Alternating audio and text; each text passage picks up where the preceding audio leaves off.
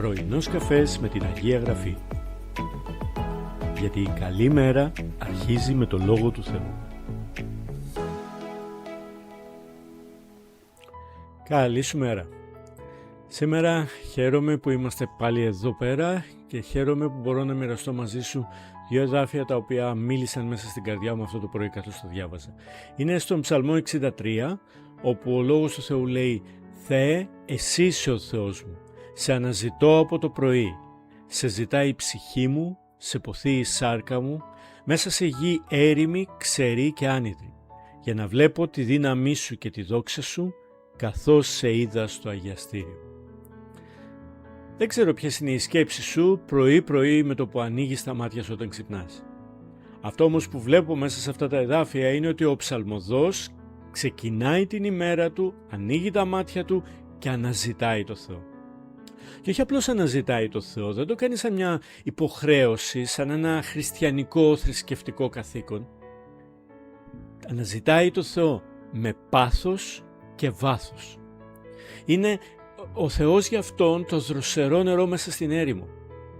Ξέρετε, με το να ζούμε στα σπίτια μας που είναι εύκολο να ανοίξεις τη βρύση και να τρέξει νερό, δεν εκτιμούμε το νερό που έχουμε. Αναζητούμε κάτι καλύτερο, κάτι πιο γευστικό, κάτι ωραιότερο, πιο δροσιστικό. Αλλά αν περνάς μέσα από έρημο και περάσεις μέρες χωρίς να πιεις νερό και συναντήσεις νερό μπροστά σου, δεν υπάρχει τίποτα δροσερότερο, καλύτερο, τίποτα που να ποθείς περισσότερο από το νερό που βρίσκεται εκεί πέρα. Είναι η ζωή μας έτσι για το Θεό? Πώς ξεκινάει μια ζωή με πάθος για το Θεό? Πώς ξεκινάει μια ζωή που δεν είναι μόνο απλώς μια πίστη διανοητική, αλλά η πίστη, αυτά που πιστεύουμε για το Θεό, περνάει στην πράξη? Η διαφορά είναι στο αγιαστήριο. Καθώς σε είδα στο αγιαστήριο. Έτσι, όπως σε είδα να είσαι δυνατός και ένδοξος, έτσι θέλω να φανερώνεσαι μέσα στη ζωή μου καθημερινά. Αυτό είναι που λέει εδώ ο ψαλμοδός. Και η διαφορά είναι όλη στο αγιαστήριο, εκεί που η δύναμη και η δόξα του Θεού φανερώνονται. Το αγιαστήριο είναι ο τόπος που ο Θεός γίνεται Άγιος. Μα θα μου πείτε, ο Θεός είναι Άγιος. Ναι, πράγματι ο Θεός είναι αντικειμενικά και υπέρτατα Άγιος. Χρειάζεται όμως να κατανοήσουμε την αγιότητά Του, να γίνει Άγιος σε μας, στο νου μας, στην καρδιά μας. Συχνά ο τόπος όπου αυτό συμβαίνει είναι η Εκκλησία. Μέσα από τις προσευχές των άλλων, μέσα από τη λατρεία, μέσα από την εξήγηση του Λόγου του Θεού, η αγιότητα του Θεού φανερώνεται. Μην αμελείς λοιπόν ποτέ τη συνάντηση των πιστών, κάτι έχεις να πάρεις από εκεί. Αλλά το αγιαστήριο είναι επίσης η δική σου ώρα μαζί με το Θεό. Είτε είναι η ώρα που πλησιάζεις μπροστά στο Θεό και αφήνεις το Θεό να σου μιλήσει και να σου φανερώσει το πρόσωπό Του.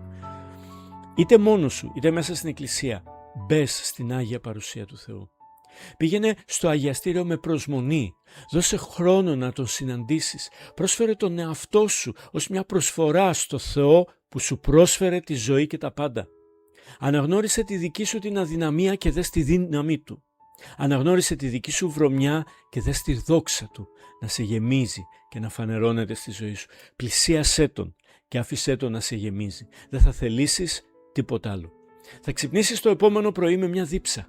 Δίψα για περισσότερο από εκείνον. Δίψα για ουσία, για αληθινή ικανοποίηση, για πληρότητα που έρχεται μόνο από το Άγιο Πνεύμα που ζει μέσα σου. Αυτό που λαχταράς, αυτό που πιστεύεις, αυτό που ζεις στην Εκκλησία, θα θέλεις να το ζήσεις και στην πράξη. Αναζήτησε λοιπόν να βλέπεις τη δύναμη και τη δόξα του Θεού, όχι μόνο στο αγιαστήριο, αλλά και σε όλη την υπόλοιπη ζωή σου. Εκείνος θέλει να κάνει όλη τη ζωή σου ένα αγιαστήριο. Αν ξυπνάς και διψάς τόσο πολύ για την παρουσία Του, εκείνος θα κάνει όλη σου τη ζωή έναν τόπο νερών και ευλογιών για όλους τριγύρω σου. Πατέρα, σε ευχαριστώ αυτό το πρωί, καθώς ξεκινάω αυτή την εβδομάδα, προσευχόμενα να ευλογήσεις, Κύριε, τους αδερφούς μου και τις αδερφές μου, με μια δίψα για την παρουσία Σου. Φέρε μια δίψα για περισσότερο από Σένα μέσα στη ζωή μας, για μια φανέρωση της δύναμής Σου και της δόξας Σου, όχι μόνο στις ώρες της προσευχής, της λατρείας, του εκκλησιασμού, αλλά σε κάθε ώρα της ζωής μας. Νερά δροσερά από το θρόνο Σου να κυλήσουν και να ευλογήσουν αυτή την ώρα κάθε αδερφό μου και αδερφή μου, στο όνομα του Ιησού Χριστού. Αμήν. Ο Θεός να σε ευλογήσει πλούσια και αυτή την εβδομάδα.